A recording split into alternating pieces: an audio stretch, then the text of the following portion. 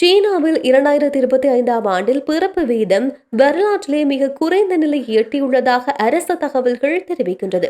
பிறப்பை ஊக்குவிக்கும் அரசின் பல்வேறு சலுகைகளை அறிவித்திருந்த போதிலும் நாட்டின் மக்கள் தொகை தொடர்ந்தும் 4வது ஆண்டாக குறைந்துள்ளது. திங்கட்கிழமை வெளியிட்ட அரசு தரவுகளின்படி 1000 பேருக்கு பிறப்புகள் 5.63ஆக குறைந்துள்ளது. இது 1949ஆம் ஆண்டு கம்யூனிஸ்ட் கட்சி அதிகாரத்துக்கு வந்ததிலிருந்து பதிவான மிக குறைந்த அளவாகும். அதே நேரம் இறப்பு விகிதம் 1000 பேருக்கு 8.04ஆக உயர்ந்துள்ளது.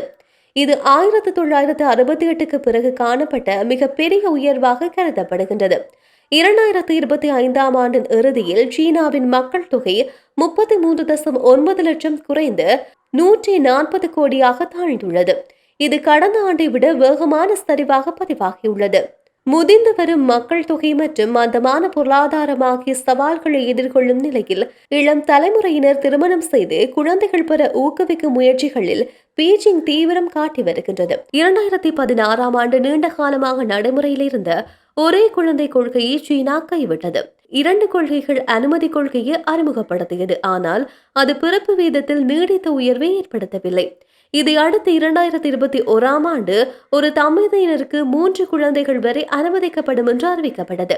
சமகாலமாக 3 வயதிற்குட்பட்ட ஒவ்வொரு குழந்தைகளுக்கும் 3600 யுவான் நிதி உதவி வழங்கவும் திட்டம் அறிவிக்கப்பட்டிருக்கின்றது.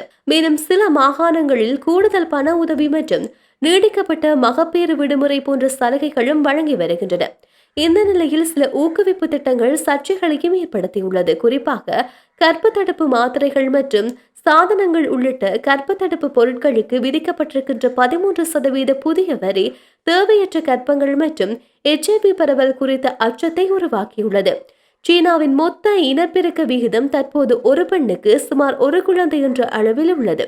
இது மக்கள் தொகை நிலைத்திருக்க வேண்டிய 2.1 என்ற மாற்றீட்டின் அளவை விட மிக குறைவானது. தென்கொரியா, சிங்கப்பூர், தாய்வான் போன்ற பிராந்திய நாடுகளிலும் இதுபோன்ற குறைந்த பிறப்பு விகிதம் காணப்படுகின்றது. மேலும் குழந்தைகளை வளர்ப்பதற்கு உலகிலேயே அதிக செலவு செய்ய வேண்டிய நாடுகளில் ஒன்றாக சீனா விளங்குவதாக 2024ஆம் ஆண்டு பீஜிங்கை சேர்ந்த யுவா பாப்புலேஷன் ரிசர்ச் இன்ஸ்டிடியூட் வெளியிட்ட அறிக்கையில் தெரிவித்துள்ளது. இதற்கிடையில் பல சீன இளைஞர்கள் கவலையில்லாத சுதந்திரமான வாழ்க்கை விருப்பம் உள்ளிட்ட காரணங்களால் குழந்தைகள் பெற தயங்குவதாக BBC தெரிவித்துள்ளது.